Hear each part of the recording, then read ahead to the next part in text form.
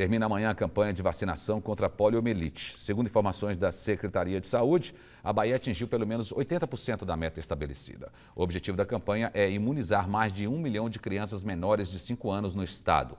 A vacina pode ser encontrada nos postos de saúde de Salvador e do interior, das 8 da manhã às 5 da tarde.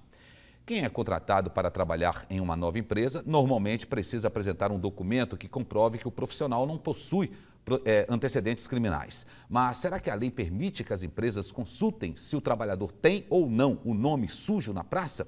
É o que você vai saber agora nessa entrevista de Fábio Cota com o advogado Rômulo Salomão.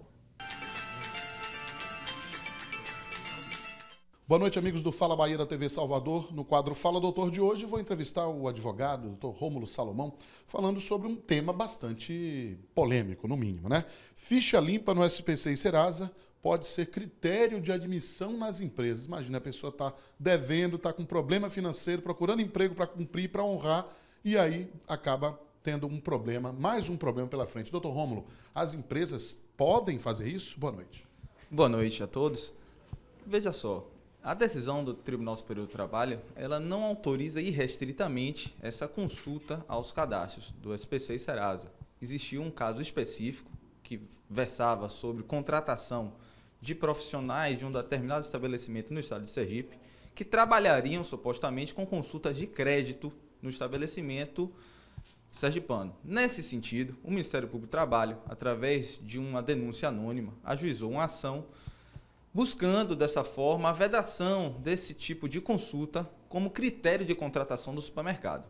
Veio o Tribunal Superior do Trabalho e disse, na sua decisão, que para aquela função específica de trabalho com consulta ao crédito, seria permitida esta consulta aos órgãos restritivos de crédito, SPC e Serasa, em função daquilo que desempenharia o trabalhador. Então, seria uma consulta legítima, mesmo porque esses órgãos, como se sabe, SPC e Serasa são órgãos de consulta pública, então não se estaria violando a intimidade do trabalhador. Dr. Rômulo, fazendo uma comparação a essa função que essa pessoa faria dentro dessa empresa, desempenharia dentro dessa empresa, por exemplo, a pessoa quer fazer um concurso público para a Polícia Federal, Militar, Civil, e aí sim, aí teria que olhar, tipo, se ele já tem antecedentes criminais, aí seria mais ou menos dentro da empresa privada, o cara vai trabalhar com crédito, tem que ver se ele tem problema no SPC e Serasa. Seria mais ou menos por aí esse caso específico? Sim, Fábio, é mais ou menos dentro dessa linha, né? Polícia Federal, por exemplo, você tem a discriminação daqueles que talvez não consigam desempenhar determinado esforço físico para alcançar aquele cargo. Como tem também a empresa de transporte de valores, a questão da vida penal do candidato à vaga de emprego. Também a lei permite esta incursão na vida pessoal do trabalhador em função da situação envolvida. Esse foi, inclusive, um dos fundamentos que foram invocados no acórdão do ministro Lacerda Paiva para esse caso específico do supermercado em Sergipe. Disse ele que, nessas condições, se a administração pública pode fazer esse tipo de consulta, por que não poderia fazê-lo o particular também no momento da contratação do empregado?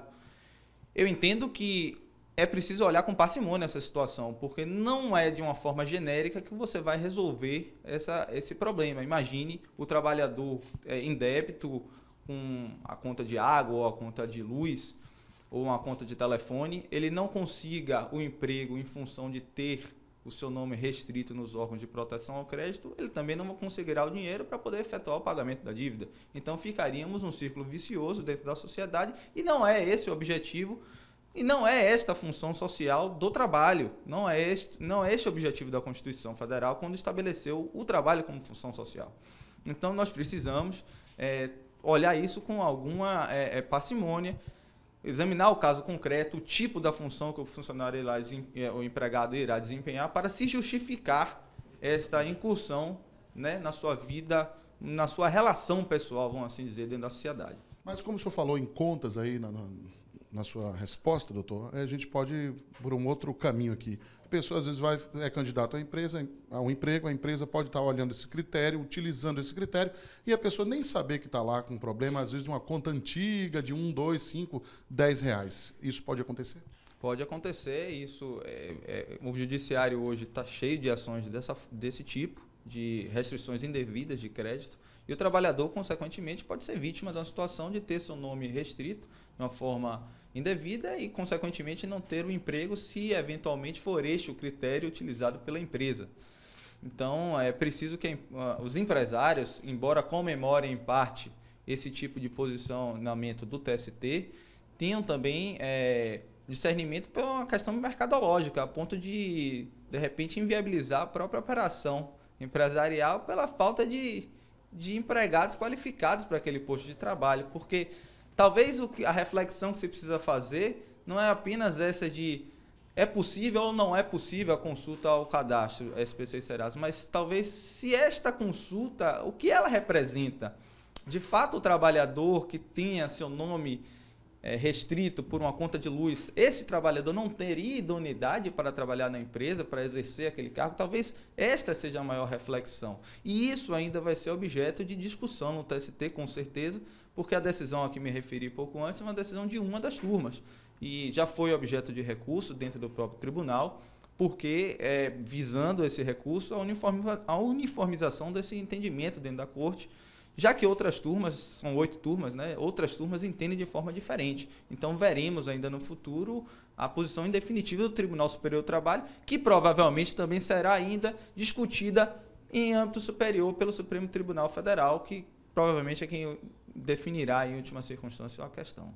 Bom, e a gente é bom lembrar, como ele falou aqui, dos empresários, que façam uma reflexão para que veja realmente se essa pessoa está capacitada para a função que ela está se candidatando. Eu acho que essa deveria ser a regra principal. Doutor Rômulo, muito obrigado pelas informações aqui. Vamos de volta para os estúdios da TV Salvador.